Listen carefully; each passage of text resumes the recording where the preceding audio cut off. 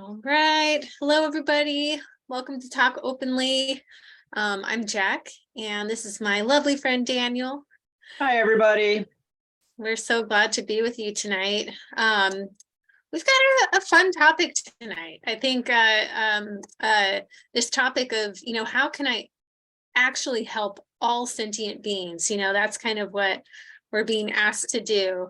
It's a big ask. So we're gonna get into it a little bit. But first, Daniel, I'd love to check in with you about your week of practice. I know that this last week in particular for many American parents is probably a little bit stressful, but I'm guessing also mixed with joy and excitement. So I'd love to hear how things went with your training and practice. Yeah, it wasn't stressful at all, Jac. Neither my training nor the Christmas celebrations with my kids. They make it easy. Yeah. And I actually got to take the 25th December, Christmas Day. I got to kind of treat it as a meditation retreat because my kids were with their mom and they didn't celebrate with me until the day after. So I was with them the day before and the day after, but not that day. So I really leaned in. I enjoyed my meditation, long walks, even soaked in the bath, all that kind of stuff. So like there was no stress, no strain, no nothing. That was good. Nice. Yeah, I know. It was really nice. I could, yeah, if only all parents could be so lucky. Yeah, and my practice is, it's awesome. It's so good. I'm so happy with it, the regularity, how it's evolving, and how it's amazing. The main sort of struggle that I found recently is that sort of like as I get close to the end of my sits, I start to get like this really heightened energy. Like it starts to get this like I just want to, like, not so much like I want to stop meditating, but it just like sort of like ramps up, and I notice I'm sort of like, oh, there's time, like how much time is left, and like there's this something starts to happen, and it happens like in the last like minute and a half or so. Like it's amazing. I know I can actually feel it in my body when the timer's about to go off, which is kind of fun and interesting to watch, more than anything. But yeah, it's good stuff. How about you? Well, before we get to you, how's James the cat doing? James the cat is doing well. He's right over here and looking out the window. Yeah, he is an impermanent being, and so there's little signs that is starting to happen where his aging process is becoming more apparent. And yeah, like the doctor said that there might be early signs of kidney disease, and so we're kind of noticing some things that might be that. But otherwise he's healthy, happy, eating, drinking, all the things. Good. Yeah. Good. Okay, Thanks good. for asking. Yeah. No, I just wanted to make sure that we were good on that front. And then how are you? I'm doing well. Yeah, so when I'm not busy, like this last week, I had, within the last 7 days, I've had 4 days off. And when that's the case, my mind starts to get a little bit like, just a little bit, what am I doing? I have a hard time relaxing, and being okay with not having a lot to do. And I think I'm actually kind of lucky that I have that kind of energy in terms of, my Dharma practice, because I end up doing a lot of training. And so I think that's a positive. But at the same time, for me, I noticed in my training, because of that energy of always wanting to do something, to be on the go and, have something that I'm working on, my mind gets really tight. And I noticed that, especially the last week or so, where I'm just constantly trying to find something to do in my mind. And so that's been interesting to watch. And, also just kind of, I think, bringing in a little bit of acceptance around like, yeah, this is where my mind's at right now. And I had to repeatedly remind myself like, okay, this doesn't mean that I'm like, you know, regressing, you know. I think it just means that I'm reaching my real afflictions, right? My like very kind of deep affliction, which is, you know, we're all struggling with ignorance and attachment and aversion. And so I think I'm really hitting like I imagine it as this kind of like thick kind of slime of ignorance where I'm just like just trudging through, you know. Good. So you have some Yeah. material to work with. That's good. Yes, I have material to work with. I have, I think, a good perspective on it, which is not this like fear that it's always going to be that way, right? You know, because Right. that can also be the tendency, is that I'll be like, oh my God, no, it's going to be like this forever. I'm Right. screwed. Like I'm never gonna, you know, I'm never gonna attain shamatha and become a bodhisattva and all these things, you know. Yeah. Well, I was going to ask you actually. So when you do your shamatha, against this sort of backdrop of sort of heightened sort of mental states or whatever you want to call it, do you notice sort of like a pretty profound shift, like when you drop into sort of a calm abiding? Well, it sometimes, not always at all. I think there's just a really strong urge in my mind to find something to do and to work on.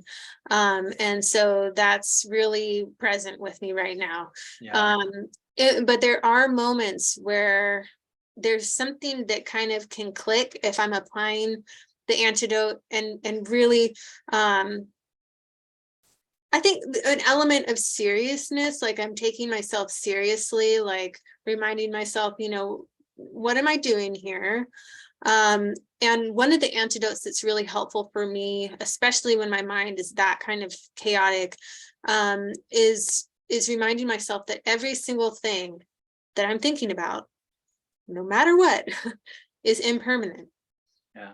And Lama actually told me in Darshan one time to kind of think that, you know, actually it's not interesting. What I'm thinking about is not interesting, regardless of how seemingly interesting it might be, whether it's like what I'm going to cook for dinner or, you know, like an interesting conversation I had.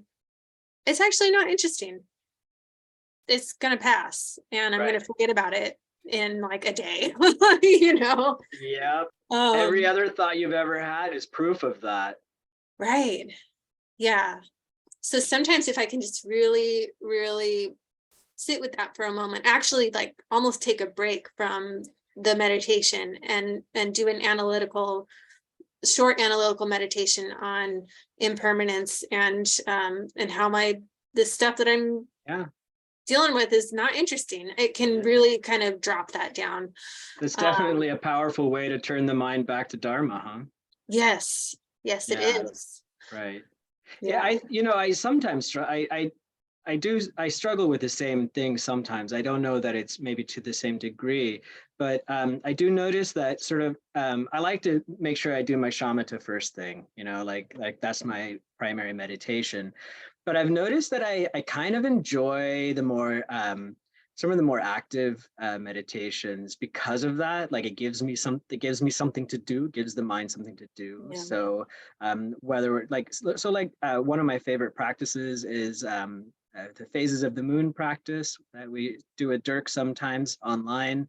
And I really like it because, whenever my mind starts to wander, I can like hop in and start doing the mantra. yeah, And the same goes for like doing some Tonglen, right? Like it's active and it uses up some of that energy. So I can't, I'm not as distracted by the thought. So I feel really fortunate on those days where I'm able to do, the shamatha first thing. And then when I want to meditate some more, I'll practice a different style that sort of doesn't allow for so much of the mental stuff. yeah. Yeah, no, that's kind of how I structure my day in meditation too, is that I well, I start out with a little bit of kind of like setting the ground, like maybe I'll do some Lam, or which is like stages of the path meditation, or like Lojong, which are these slogans, like these short slogans that are really kind of pithy instructions. So that'll be, if I'm short on time in the morning, I'll really kind of like just really use one of those nuggets to start my day. But then later on in the morning, I'll do shamatha. And then in the evening is when I do something more like a deity guru yoga.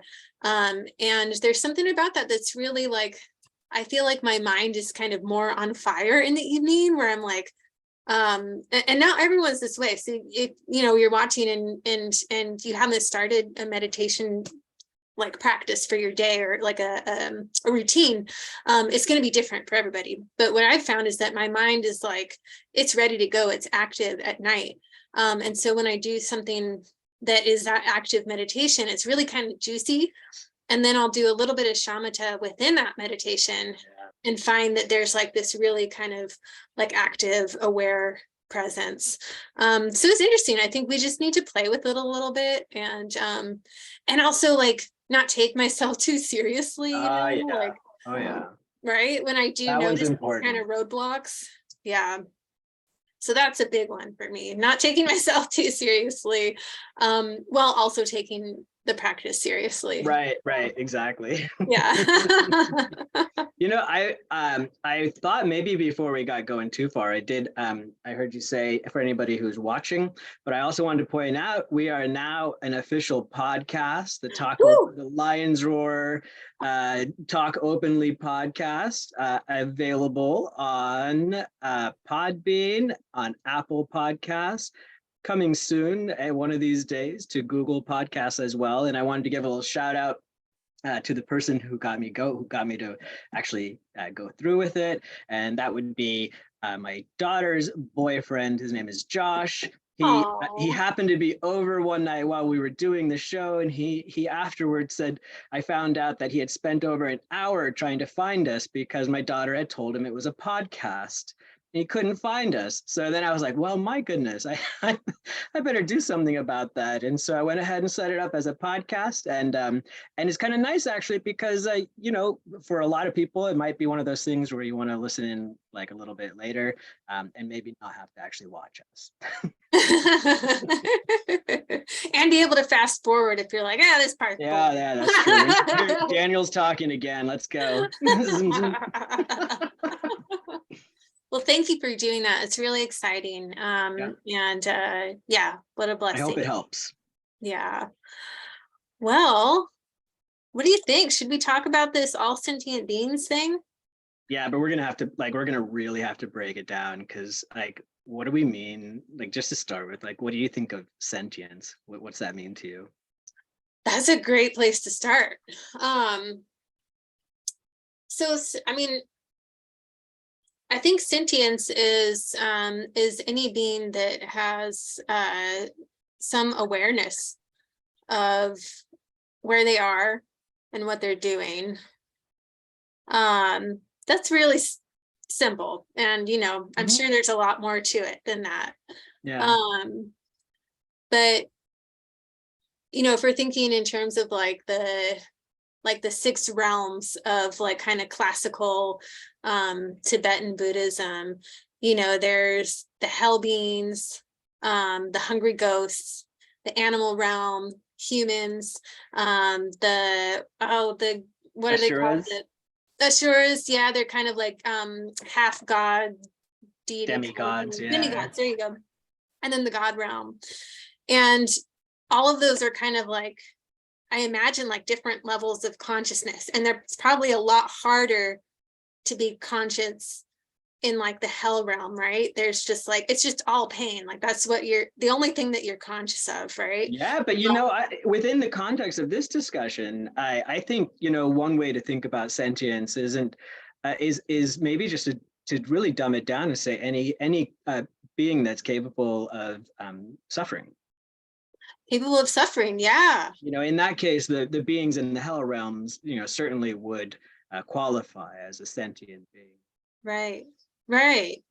Yeah, and then you know, I would even maybe include plants. And Yeah, right, yeah. because So this gets really it interesting, gets right? complicated, right? Yeah. Yeah, and there are plenty of people who would argue, philosophically, there's the humanists, for example, who might be like, no, no, it's really just us. We're the humans are sentient, right? Right. And then maybe some begin to like say, well, maybe dolphins and whatever. And there's some like a little bit of sort of extending it out a little bit. Maybe it's this, maybe it's that, right? But I deep down inside, I kind of get the sense that it's like even if you look at what do they call little like little single cell or like amoebas and stuff like that, you'll notice like, okay, I'm not saying they're sentient, I'm not making that argument, but they definitely move towards the good and away from the bad, Yeah. right? Yeah. And so like in that sense, I mean, I'm doing the exact same thing. That's how my suffering arises, right? Is this good bad sort of dualistic this mindset. So I mean, one of the things that's so difficult for me is like when in Buddhism we make these aspirations to help or be of benefit to all sentient beings. And for example, I do this practice, this refuge practice every day, and part of it is visualizing all of these beings, right? And I'm like, I can't even visualize that. Like, so there's like 8 billion. We just passed the threshold, right? There's 8 billion people on this planet alive right now. I can't even visualize the number 8 billion, Oh no. right? Let alone 8 billion people, Right. right? And 2 million species of animals and these other realms, right? And what about aliens and artificial intelligence, right? Like, Oh my gosh, I was just thinking about that the other day with yeah, artificial intelligence. And not to go off too far on a tangent, but I think it's interesting is that there's like that new like chat like GQI, I can't remember the yeah, but GPT. it's amazing the little essays that it'll like spin out Yeah, and it really kind of complex um thought there. yeah, And so I actually noticed when I was like thinking about this chatbot that I was starting to feel like compassion for it and like imagining what would it be like to be sentient AI, and is yeah, that like bot sentient, yeah. and so that was just like such an interesting thing. But I think something that uh you know I'm hearing in what you're describing about not even being able to imagine 8 billion beings or humans, but then all the rest is that it's very humbling Yeah, it is. Oh when yeah, when yeah, we're confronted with the reality of the innumerable sentient beings that we are part of, and living, co-living, co-creating with. um, it's incredibly humbling. indeed. And I think that's actually one reason why it's that whole, may I become a Buddha to benefit all sentient beings, why that's a refrain in our tradition and in Buddhism in general, is that it's a reminder that while that is a incredibly huge aspiration, um, I need to be humble because it it's vast, innumerable, Truly innumerable. unfathomable. Right, right, exactly. Yeah. Right. More than, I mean, even on a perfect night where there's no artificial light or anything, all the stars that you see out there, like still, that's not even if you imagined each star that you could see in the sky as being a living thing, it still doesn't. All the sand, I'm like, oh my God, like there's just no way to visualize. I can't do it, Right. right? Yeah. Yeah.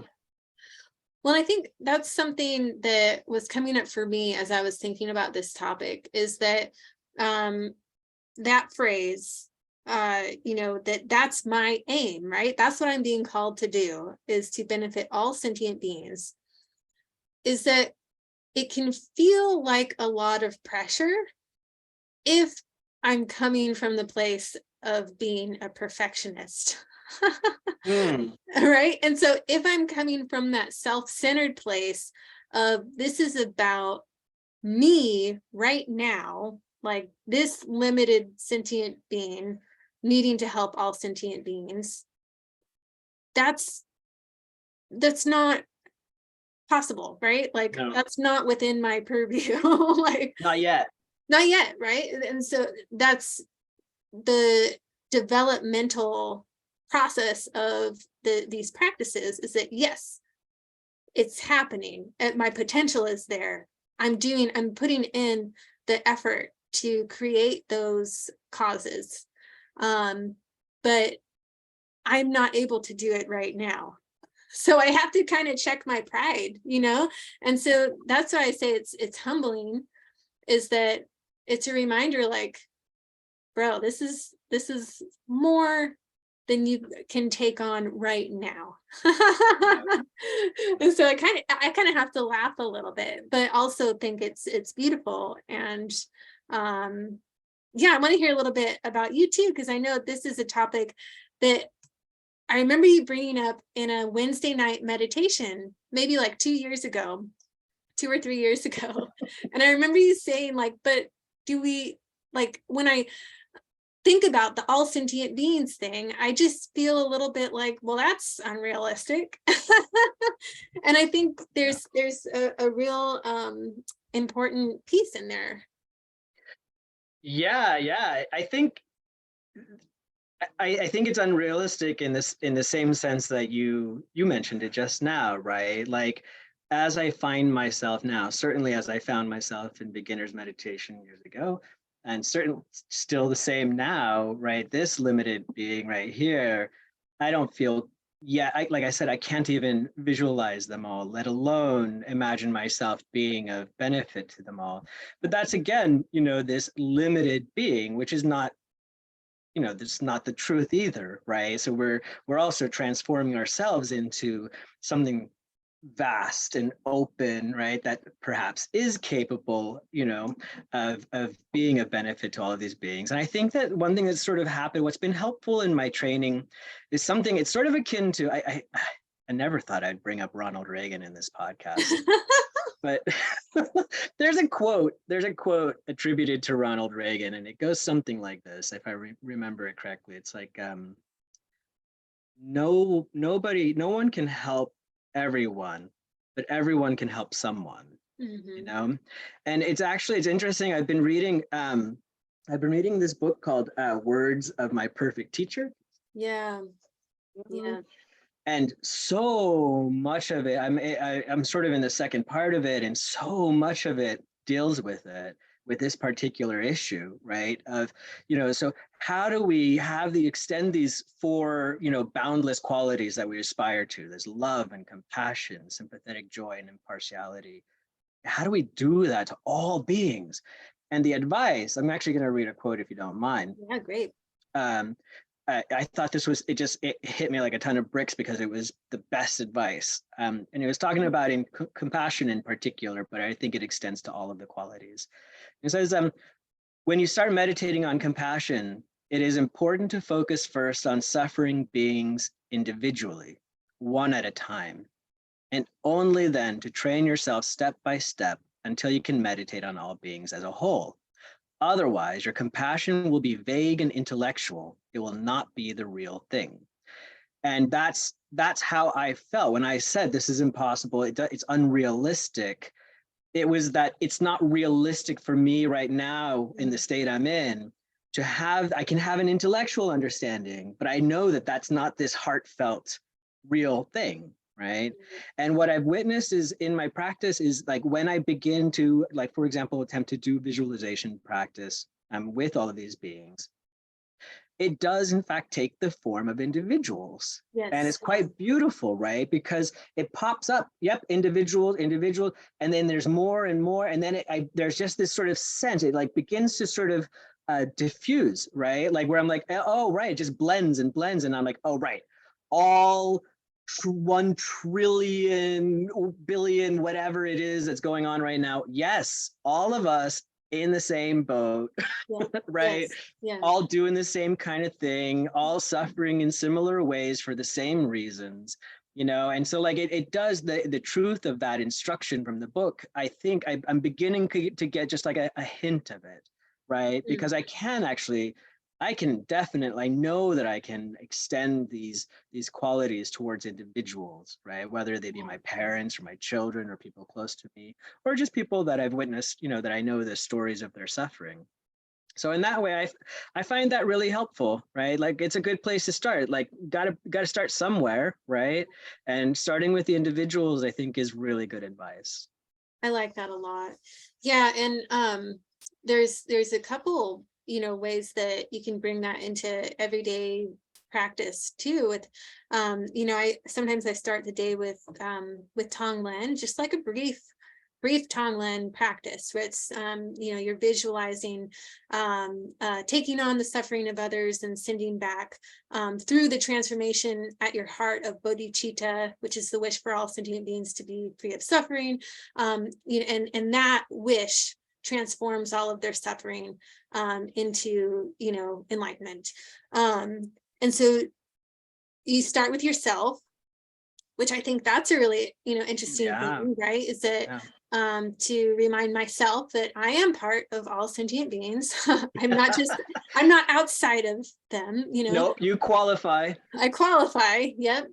And then you start with people you love or you care for, and then maybe some strangers. And that's where I find actually that I've really started to have some like just that feeling of like blossoming open at your heart, which I think is love. Maybe that's what love is. But I've found people on my commute, whether that's people that like have walk next to me on the sidewalk or sit on the ferry, and I'll just visualize them really strongly in front of me, and their suffering, and maybe even I'll do some kind of like a little bit of a narrative of like, what could this person have gone through today? Like they're in scrubs, maybe they had a really hard day as a nurse, like and just really kind of feeling their suffering. And that's been so interesting because like I don't know, 4 or 5 years, a year ago, I didn't give a shit about anyone other than myself or the people that I liked or cared about. Yeah. And so to expand it out, to be like, oh, this stranger that's walking down the street, that I can feel love for that person. That's That's right. fantastic. And so that's, yeah, it's such a wonderful reminder that like starting with a single person, it can be someone we don't even know. It can even be someone that we don't like. Kind of um, helps. It sometimes helps if it's somebody we don't like. yeah, sometimes. Yeah, I think actually that can be really even more profound, right, than someone that we already love. Because with someone we love, we know that that's there. But with someone that we don't like, to be able to feel loving feelings for them is Yeah. just really tremendous. So yeah, I love that, starting with just a single person, and with the reminder that if we really believe truly that none of us are different in terms of all wanting happiness, all wanting to be free of suffering, then it would make absolute sense that just focusing on one person is going to mean that we're considering all other beings. I like that. I like the way you put that. Yeah. I couldn't help but be reminded we had a show many, many moons ago where you were talking about a man on the ferry who was, I think, like giving you the evil eye over your pride button or something like that. So I was just thinking about that today, about that in this same context, like how powerful that is, right? To witness how somebody that you sort of mentally feel you build up, you project, right? We project stories and ideas onto these people we don't even know. We have no idea what's going on with them. But then as we sort of let go of that and we try to apply these strategies, these techniques, how it blossoms and changes and transforms. Yeah. It's beautiful. And the thing is like, like you were saying, like we all share. I mean, everything, even the amoebas, to some extent want to be happy. They want what they want. right? Certainly they want to be happy. And, and that we're all sort of, like that we don't get that the source of happiness is positive actions, right? Right. Like instead, what we do is all these other things, Right. negative actions that lead to suffering, right?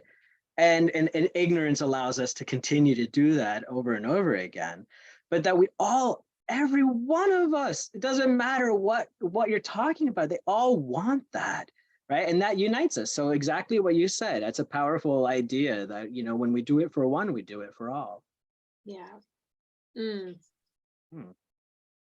transformational. Yeah. And I have a question though. sure. Yeah, Okay. please. All right. So I'm thinking still about what I was reading from in this book, and one of the things that he says when talking about trying to develop these qualities is that even though love is usually at the top of the list, that it's most important to start with impartiality. And we've already Mhm. touched on impartiality in one way, which so like, oh, all these beings, everyone, yeah. Okay, when they're suffering, compassion, right?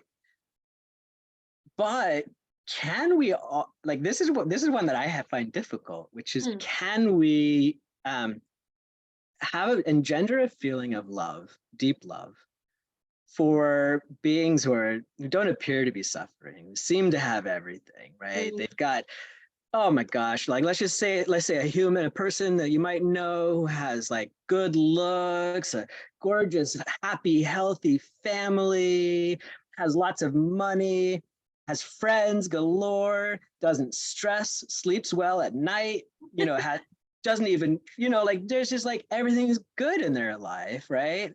Like, or maybe some of the others, perhaps like in America, there's a lot of, hating on the billionaire class, right? I think probably for good reason. It seems like, anyway, I get it, right? yeah. Like, and so Yeah. like, like for me, like, so for example, Elon Musk is in the news a lot nowadays. And he used to be like this, he was the hero who was gonna come and save the day, but now he's like sort of turned into this sort of classical villain. Yeah. And Yeah. right. And I'm like, man, I find it so I don't find it that difficult for me to develop some compassion for the guy, right? Sure. I don't, that's not too hard. Because I can imagine him suffering a lot, right? Like that's probably the reason why he's in the situation he's in, because Yeah. it's all kinds of suffering. But I find it really hard to really get feelings of love, like wanting, for example, him to be successful and to be happy and to sleep well and to not have have so many people angry with them and that kind of thing. I like there, like there's this part of me where I'm like, yeah, you deserve it, you blah blah blah, whatever. Like, and yeah, okay, I don't really want you to suffer, but I find it kind of hard, to imagine, like, I have this sort of partiality, right? I have this sort of like, oh, like I lean more toward like it's easy with people who are like sad and in Mm-hmm. despair and on the streets, like when I see, somebody sleeping on the sidewalk in the rain, right? Like that's not hard to feel all the, oh my God, I want so much good for them and I don't want them in their situation. But Right. for the people who are higher and better off and all of that, it's really hard. What do you think about that? Yeah, I mean, that's one that I struggle with a lot. I mean, I think like my kind of political leanings are very much like kind of radical left and wanting big major transformations of our economic system. And so yeah, my enemies in that realm have very much been the billionaire class. And so yeah, there's this kind of like inherent enmity with like my political leanings. Yeah. Um, but what's helpful for me, well, I'll share a couple things. I think it's also important to remember that the happiness, and I could be, there, I think there's more to this, and this is, probably just my limited view, but I do know that the happiness that we're wanting for people when we're thinking about, the path and dharma is not necessarily the happiness of this life alone, right? It's like we're not necessarily thinking that like, oh, I want Elon Musk to, have everything, material that he wants, and for everyone to be happy with him and have a good reputation again and all that. What we're wanting is that people have genuine, deep, grounded happiness, in the understanding of the nature of our reality. And so I think that's one thing that I remind myself of.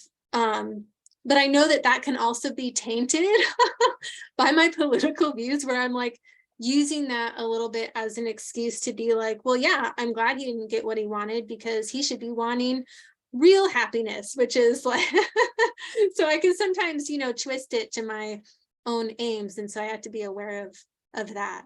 Yeah. So that's one thing. But then I think when it comes to like that kind of material happiness or whatnot, the happiness of this life, I have to also just, when I'm really, really grasping at like, well, it's not fair and I don't like it and it should be different and life could be so much better for so many people if, he didn't have that much wealth, right? Is that I really have to kind of come back to like, to me, and like what, I guess what my intentions are. And so, because I'm still in this mindset, right, where I'm like you said, like where I just get kind of like irritated by that. I don't necessarily want to rejoice in people having that much wealth, right? Right. And so that is definitely something that that I struggle with. And maybe, maybe it's not actually that great of karma to have that much material wealth, right? Oh gosh, no. I can't Um, imagine that it is. right. No. Well, and even in this life, right? Maybe Right. it's not great karma that someone has that much wealth, because there's just so much blocking in your way. You can't see what's happening. It's all just, grasping, and it's like the God realm, right? Where the God realm is like, Yeah. you get everything that you want, all the pleasure Yeah. for like infinity, until you smack like hit reality and then have to come back down. And so I think that also helps me, is that it's like when I imagine people in that position, I'm kind of I remind myself of when have I like kind of indulged myself in pleasure, and like whether it's drugs, sex, food, and just really kind of like immersing myself in that for as long as I can. It sucks. Yeah. It really sucks. And to have your whole life be that like 24/7, it's gotta feel a little bit panicky sometimes. And so I can feel compassion for that. Yeah. Yeah, exactly. I think that point that you made is where I land as well with these folks, which is it still comes back to compassion. I mean, I do, like I feel bad for them for the reasons that you express. It can't be an easy life, right? And even to the degree that it is an easy life, that a person, not less, let's maybe not look at it so extremely, right? Like Mhm. just somebody who has a really a better life than us, right, and has it all sort of what looks to be made. Sometimes there's, it's easy to have perhaps like feelings of jealousy or whatever show up. And I think it's sort of perfect timing. We got a question from our audience. Connor, he says, do you think this is why we start by loving ourselves so that we avert jealousy and anger? And um, I don't I don't know if that's why necessarily we start with ourselves. But I think that by starting with ourselves, we do avert jealousy and anger. So, I mean, yeah, there is this sort of like once we are sort of okay, right, like loving ourselves and having compassion for ourselves and our situation, then there's not so much of that that grasping or wanting, like something else is going to satisfy me. Oh, if I only had that, their job or their prestige or their body or their whatever, their, like, then there's less of that going on, and that actually I think allows us to, like, it's a fun practice, I think, to actually meditate and work on developing sympathetic joy. I don't think that it doesn't seem to me like it gets as much attention, you Yeah. know, within meditative practices as compassion, and that's for good reason. But I think that it's really interesting to actively work towards wanting for the well-being of everyone, including the ones that I sort of like where I would sort of have some type of anger, like towards a Musk, or jealousy towards someone who sort of has it all made. And I'm going to come back to this book that I'm reading, because I just, when he talk, there's so many like metaphors or analogies or whatever you want to call it. And when he's talking about sympathetic joy, he talks about it's like he says that camels are the ultimate mothers, right? Apparently. So they're the most motherly of all mothers, camels. And you should meditate on as if you're a camel mother who has lost her baby, right? And so like the pain and despair of, oh, it's gone, oh no, the sort of all of that feeling, but then to have it back, to find it again, and how happy the camel is, right? To have its baby back again, and it's just overjoyed, and it's feeling of just everything's okay and it's happy. And the idea is to take that feeling and to wish it, that same delightful feeling, and wish it upon all of these people. And I think that kind of like that, I haven't done that particular practice, but I do try to, when I notice these sort of jealous tendencies, it's not super powerful, but when I notice it, I do try to sort of like go like, oh, well, actually, like I'm not, that's them and that's their life, and good for them, because to the degree that their life is good right now, that's because of positive actions, right? If I Right. believe in the law of karma, then that's their karma, that's their fruit of their karma. And I want that for everyone. I want it for me, I want it for you, and I want it for them as well. And how cool, good, thanks for being a role, an example. Like I don't know what you did to get there, but that's that's how you did it, right? You did some good stuff. Right. Right. Yeah. So it sounds like just always kind of like turning back to ourselves, and not in a self-centered way, but coming back to like, Right. oh yeah, what is my what do I need to be doing right now? Because yeah, like when we are focused on others in a selfish way, right? Yeah. Focused on others in a selfish way, it just creates so much tension in my mind, and grasping, really wanting.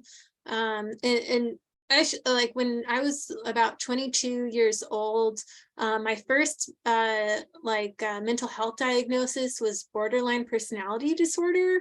You were Yeah. Which I yours? know, like I know now that I'm not in that space, it doesn't seem applicable at all. And it No. might have been a misdiagnosis, but um um one of the characteristics is that you don't have like a internal locus of control. You're always kind of looking towards others to get a sense of who you are. And so it's like just completely chaos, and like your whole life is about like, how can I get other people to like me? And and I would say that was right for me at that time. But envy was such a huge thing for me, because Yeah. when I saw other people, especially people who seemed really confident and self-assured, it was just like torture for me. I was like, how dare you? Do you know what my life is like? I'm like in constant torture, like trying to figure out who I am. And so it just fed that looking out even more. And what's so beautiful about the Dharma is that it's this way of coming back to ourselves that is not self-centered. And it's Right. so There's no self. brilliant. So how do you come back to it? Right. Right, right. And yeah, I just think that's such like a special part to recognize, is that when we turn our orientation towards other people's benefit, towards other beings being happy, filled with joy, right? That kind of sympathetic joy that we can have. There's just such a deep just coming back to our reality, ourselves, our true selves, our Buddha nature. That is you're describing the actual expansion that allows us to become eventually, right, Yeah, of benefit to all sentient beings. That is the right. expansion. That's the method. That's how we get there, right? Instead of this tightly wound up self, this little limited me, and what I want and my grasping, by using these incredible techniques for considering all beings, everyone else, right? Even the flies and the ants and everything, all of it, right? Maybe even the flowers, maybe even, like I gotta say, sometimes I don't put the word sentient in there, right? Like sometimes I just say all beings, because maybe, the Yeah. rivers and mountains, I don't know, I have no idea, but like for all of it, the whole mess, right? Like I really, ultimately, that's the goal. And these methods really seem to work, right? Get us outside of these tiny, tiny little selfish craving egos. Our tiny little miserable mini me's. Yeah, yeah. Yeah. Oh man, Can I tell one more story from my I book? would love to hear that. It's a Okay. classic. It is a classic, and I know now why it's a classic. It is fantastic. There's so much good stuff in there. Like I don't think like and good meditative techniques as well. Good advice in there. So there's this story of his name is Asanga, and he was very devout, right? Like he was really eager to accomplish these goals, right? To gain enlightenment. And what he really wanted to do was he really wanted to meet the Buddha Maitreya, right? And so he went into 6 years of like solitude and training, and he just practiced 6 years, right? Like I imagine in a cave or something, 6 years, and nothing happened. Nothing. He didn't even have a dream of Maitreya. Nothing. Literally nothing, right? So then he's like, screw this. I'm not gonna, this isn't working. And so he leaves, the cave, and he starts wandering down the road. He comes across this man who's carrying this giant iron bar, right? And he's got this huge iron bar, and he's got a little piece of cotton, and or cloth, right? And he's rubbing this giant iron bar with this little piece of cotton. And Asanga's like, what are you doing? And the man says, well, I really need a needle. And so I'm trying to wear down the metal, so I could get to have a needle. And then Asanga is like, well, if he has that kind of dedication and persistence for a needle, then I should have greater, I should do more. I'm going to go back to the cave. So he goes back to the cave for like 3 more years, right? And nothing happens. No dreams, no nothing. Doesn't meet Maitreya, nothing. So he finally gets fed up. He leaves the cave again. And now, as he's leaving the cave, he comes across this giant rock, right? Huge rock, big, big, big. And this old man is sitting at the base of the rock, and he has a feather, and he's like stroking the rock with a feather. And Asanga is like, "What are you doing?" And the guy says, "Well, you see, my house is on the other side of the rock, and the rock it blocks the sun, and I really want to have the sun shining on my house. So I'm going to wear down the rock so that I can actually get some sun on my house." Oh, and Asanga, is like, okay, wow, if this old man can have that kind of dedication to this, I need to get back in the cave. So he goes back in the cave for 3 more years, right? And nothing happens, like nothing, right? Same story. So this is 12 years of practice, right? And nothing had happened. So finally, of course, he's like fed up again, and he leaves, and he's walking down the road, and he sees this poor dog, and the dog, she's crawling just on her front paws. She can't use her back legs because her back legs are all putrid and rotten and full of maggots, right? So this poor dog crawling along, and it's like snapping at him and stuff, right? Like because it's scared and hurt and pain. And he's overwhelmed, right? With compassion. And what he does is he cuts a little piece of his own flesh off, like a little piece of his thigh, and gives it to the dog, right? So she has a little bit of food, and that calms the dog down a little bit. And then he begins to examine her wounds and is like, oh, well, I can't just pick the maggots out, because if I do that, I might kill the maggots with my hands, right? I might actually squish them, and I can't do that. So he does the unbelievable thing, and he like bends down and he sticks his tongue out to get the maggots out with his tongue. And instead of having maggots land on his tongue, instead, Maitreya, the Buddha Maitreya, appears before him. Huh? And the Sangha's like, what the heck, man? I've been like 12 years. I've been in that cave, doing all these practices and meditating and all that. And you never, ever appeared to me, not even in my dreams. And now you just show up like this? And Maitreya says, well, yeah, so all that time, all the practices that you were doing, all the meditation and everything, it helped to clear your obscurations enough that you could see the dog. And when you saw the dog suffering and you extended that compassion, when you felt the compassion and acted upon it, that was when you cleared the rest of the obscurations, right? So the point being that there's nothing more effective than compassion for purifying these negative actions and these obscurations. Isn't that a fun story? It's so brilliant. Yeah, it's so brilliant. And I think it also talks to, right effort and also that kind of idea of humble, humble effort too, where, these people that he sees along the way that are doing these absurd, almost, definitely absurd activities to get to, the ends that they're trying to achieve. And that reminder that, this really, really takes concerted effort and time, and that with that alongside, the compassion, that's where what enlightenment is. And I was thinking about this recently about our tradition is teaching us that we really want to become fully enlightened. We need to do this for all sentient beings. And I was thinking about how in the refuge practice that some of the us Lions Roar students have, there's this part where it really asks you to meditate on the altruistic aspiration for enlightenment.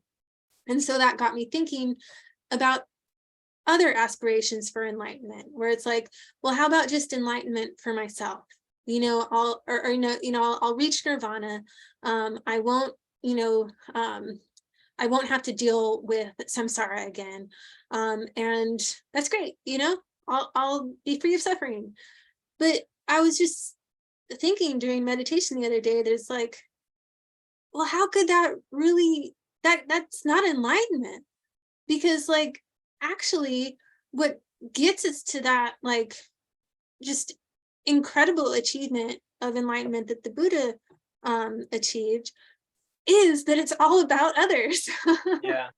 And so it was really beautiful to remind myself that okay, yeah, I could do this for myself, but the attainment is not going to be anywhere near what it could be if I was considering other people and really using any qualities that I develop to help other people on their journey, and so that was just a really lovely meditation to just remember that our attainments, our enlightenment is really dependent on others. And that's where I think I love the Dalai Lama's kind of encouragement that, if you want to be selfish, be wise about it, care for others, right? And then you get all of the benefits of caring for others. The ultimate selfishness, right? Right. Yeah. Yeah. Yeah. Oh, it's good. I like it. Mhm. Oh man. Well, we're coming up to our end of the hour. I'm always Wait, we still always have a few looking. minutes. I got one more thing to You got say. one more? Okay. I got Well, one more. you We got got it. we got a few minutes, and you were 1 minute late, so I feel like maybe That's we even true. have. Yeah, we got 5 minutes. Okay. No, I'm kidding. I'm kidding. But you brought up the meditation on meditating on the altruistic right aspect of this, and um, two things came to mind. One of them is like I've oftentimes one of the ways that I usually like think about that in terms of like just becoming enlightened for myself, right, to escape samsara and reach nirvana, right, is this it's this like I just sort of visualize like even just where I am in my journey right now, I feel so like so much better, right? Like I feel like healed in some. I don't know how to describe it, but I'm like I recognize that my life situation, my mental, emotional state is infinitely better than it was before I started these practices. And I feel like it's a lot like sort of waking up on a battlefield and realizing like, oh, I'm alive, right? Like, oh, this is really cool, right? Oh my God, like I'm alive and I'm okay. Like I'm not, I survived. This is great. This is really cool. And that would be really nice. That's like reaching nirvana for myself, right? I'm Mm, yay, good. But then I look around, right? And all I hear is people crying, right? And screaming out in pain all around me, these people. How am I going to enjoy my safety? How am I going to enjoy like the fact that I'm okay when all around me there's all this pain and suffering, right? I right. like that's not it's just inconceivable. Like, yes, I'm grateful that I'm okay, but now like I got a job to do because all these other people need to be okay as well, right? So like that's just like my own personal thing, but I can't help. I love this book. The meditation on altruism that he provides in the book is to me just magnificent. What he says is to meditate on the image of yourself as a mother with no arms. Okay. Mm, So mhm, you ain't got no arms, right? mhm. And your little baby has fallen in a river, okay, and Oh is gosh. headed downstream. And so if you, I've done it, I visualize. This is it's powerful, right? And what can you do? You can't. There's nothing you can do. You can't reach. You're limited, right? You can't actually reach in and grab the baby. So what do? You run along the stream like screaming. And what do I do? How am I going to do this? How can I help, right? And the point is that by getting to that point, like having that imagery, getting that feeling of like such like I need to help, I want to help, I have to help, but I can't. I don't have any arms. I don't have the means to help yet. But that's actually the aspiration, right? And at Mm, that point, he says, at that point, once you get to that point and you have that feeling for all of humanity, who is in fact in a river steadily leading towards suffering, greater and greater suffering, at that point, that's when you pray to your Lama for advice. mm, mhm. I loved it. Thank you for I that. was like, yeah, Yeah. I thought it was a powerful, powerful visual and one that was actually worth meditating on. Yeah. Well, and even just hearing it and briefly imagining, it has that just like visceral kind of all over um body, experience. And yeah, I mean, that's a wonderful point that, we really need to have um that kind of urgency and, have it combined with the incredible deep love of a mother, right? Mm, And so yeah, that's brilliant. yeah, And then we're gonna grow the arms, right? that's right. More than two. Yeah, I'm gonna try for 1,000 myself. hell yeah. Oh, Daniel, well, I've had a beautiful time tonight. Yeah. I really appreciate this conversation. It's been helpful for me to think about because it's one that, I kind of just read that prayer every day. In a couple different prayers actually that we say that kind of refrain in Yeah. it. And so it's nice to really plug in and think, what That's am I right. actually saying here? Yeah. And where does it get sticky for me? So it's Love it. awesome. Thank Well, you so thank much, Jack. you. I really appreciate it as well. This is a fantastic conversation. Hell yeah. All right, and audience members, we love you. Take Thank you good so much. care, and see you next week. Next week, we're going to be Oh, talking to Sangha friend Matthew Cruz about right livelihood. So that's going to be real fun. oh, I'm looking forward to it. It's always a Yes, good chat with Matthew. most definitely. All All right. right, take Take care. care. Bye-bye. Bye.